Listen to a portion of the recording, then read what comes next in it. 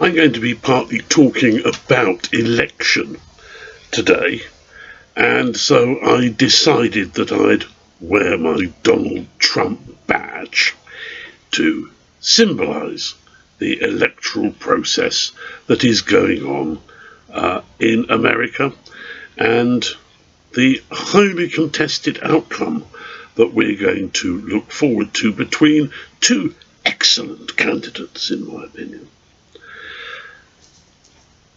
Election is going to involve several different things here, actually. I want to talk a little bit more about church organisation under Calvin, and I'm also going to talk about a theological doctrine which is very important to Calvinism. The first thing to say about Calvinism is just to repeat, in a sense, what I spoke and said last time. It is a type of religious organisation intended for a city. It's devised in Geneva, but it is one that is capable of replication elsewhere in country communities, in villages, in little market towns, and it doesn't require a figure of authority. Authority within the Calvinist church organisation resides with the elders who are a largely self-selecting body, and they represent the most distinguished, respectable leaders of the church community. They are sometimes elected, but sometimes they're oligarchic and they just co-opt people. They may be nodded through by the congregation, but these are the people that appoint the preacher, who is the person that preaches on a Sunday and on other days as well. We'll preach often 2 or 3 times on a Sunday, and often daily on other occasions. They will appoint as well the doctor or doctors, who are the people in charge of education in the school. They will all have schools attached, because it's very important that the young are educated properly. And the consistory itself will not only appoint, but it will be in charge of the moral care of the community. In other words, checking up and making sure that people are living respectable lives, are living as good Christians. If you've had a chance to look at the Institutes of the Christian Religion, I suggest you do, and spend no more than 5 minutes on them, because all I want you to do is to get a quick impression. As I said, just tap in Institute of Christian Religion into Wikipedia. You'll be able to find one of the later editions in English at the bottom. And one of the things that will strike you about the Institutes of the Christian Religion is that they are coloured by a very strong antipathy towards the Catholic Church. Everything that the Catholics do, and which the Pope commands, Calvin is determined to prove that it's wrong and that the opposite is needed. So it is a much more participatory, in the sense that the Mass, or it would be called the Communion, the Lord's Supper, is distributed to the entirety of the congregation in both the bread and the wine.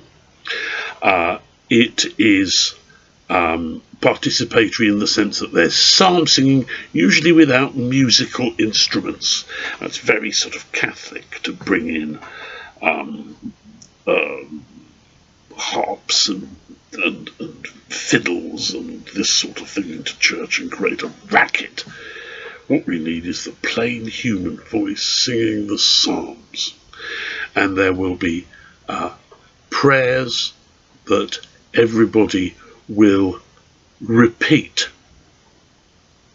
and follow the pastor in communal prayer. So in other words, much more participatory type of worship. And I mean, there's nothing like rood screens at all. The altar is usually just a plain table brought forward so that it can be seen by the entirety of the congregation. Everybody can just walk up and receive the bread and the wine. And all of the sorts of things we associate with Catholic worship, statues, candles, wall paintings, stained glass, all of these are eliminated. Violently so. When Calvinists take over Catholic churches, they engage in what is called iconoclasm, the smashing of the idols. They will whitewash the walls, they will punch out the stained glass, they will remove and burn the statues, and they will remove and burn the special outfits, celebratory uniforms of the clergy.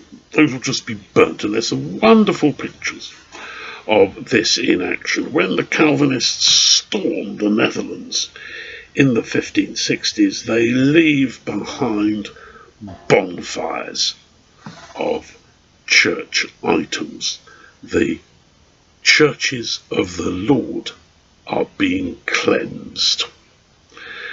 And that leads us on to the doctrine of the communion as understood by Calvin. What we have is transubstantiation. We know what transubstantiation is. It's the body and blood of Christ. We can't sense it because it's only in essence. Luther's views are much more complicated. They're sometimes known as consubstantiation. That is wrong. Consubstantiation presupposes that the substance of Christ's body and the substance of the bread and the wine are there side by side. Luther does not subscribe to that. He is much cleverer than to go and still, if you like, reserve a bit of Catholic doctrine. He argues that there is a sacrificial union, that just as the Trinity consists of God the Son and the Holy Spirit, and these two are separate but united, so the bread and the wine and the body and blood of Christ exist in the same type of metaphysic construction. Calvin won't have anything to do with this. It is a purely commemorative act. It is there just simply to remind ourselves of Christ's sacrifice. There's no bit of Christ there. There's not a bit lying alongside the bread and the wine. There's not one bit of Christ in the metaphysical sense. No, it is a purely symbolic act. It is a symbol empty of real substance. And the final point, bearing in mind we have an election, the final point is about the doctrine of the elect. And this introduces us to something that is really very difficult. It's difficult to understand, and the implications are very severe indeed. You may remember in Monty Python there is a clergyman, and he preaches, "O Lord, You are so big. We are very small down here. Well, Calvin would understand that, except that he'd go farther. He would say, "Oh God, you are so big. You are so all-knowing. You are so all-powerful. You are so much above time. And we here are so pathetic and mired completely in sin.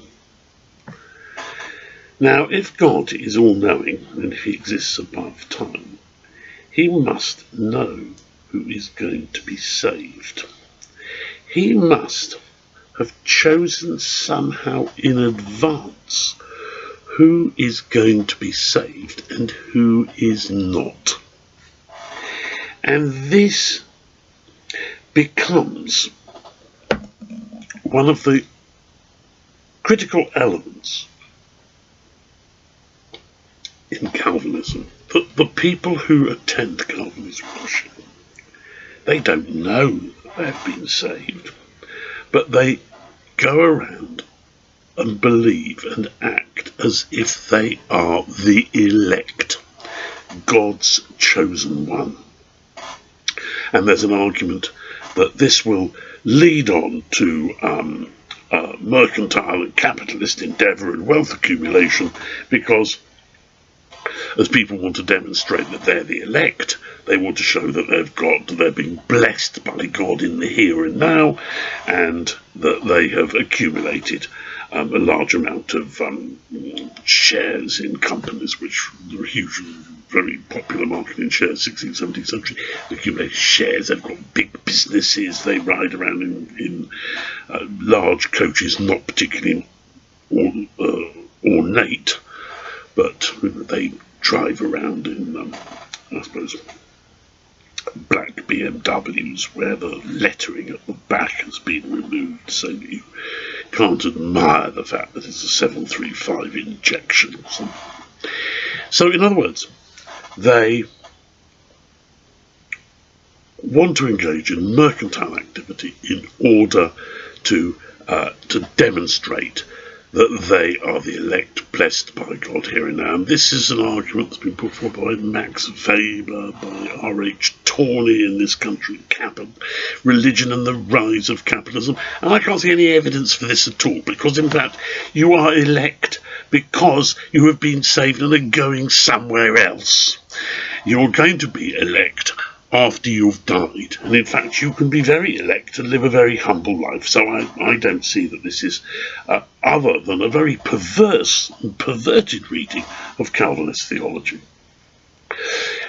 It has problems. It has a real big theological problem, and the Calvinists in the Netherlands at the Synod of Dort, which must be about 1590, something like that, 1600 if that comes to mind, but I may be wrong, they pass a resolution and said, Christ did not die for everyone. He died only for the elect. This is a total nonsense. It is a total nonsense. I come from a very strict Calvinist background, and I know full well what the proper Calvinist response to the doctrine of election is. The doctrine of election is put forward, mainly misunderstood by Calvinists. How on earth can we understand God's purpose and the way he makes decisions and choices? We are not God. We cannot possibly understand whether he has a system of the elect or not. He exists above human reason and the pathetic raticinations that miserable human beings have. He is omniscient. He exists above time. He's all-powerful. We cannot begin to get inside his mind. So that is the response that people nowadays, certainly in the Calvinist Church, would have towards the doctrine, the Calvinist doctrine of the elect. But it is a very powerful force within the 16th and 17th century, and is one of the factors that generates Calvinism's appeal. Thank you.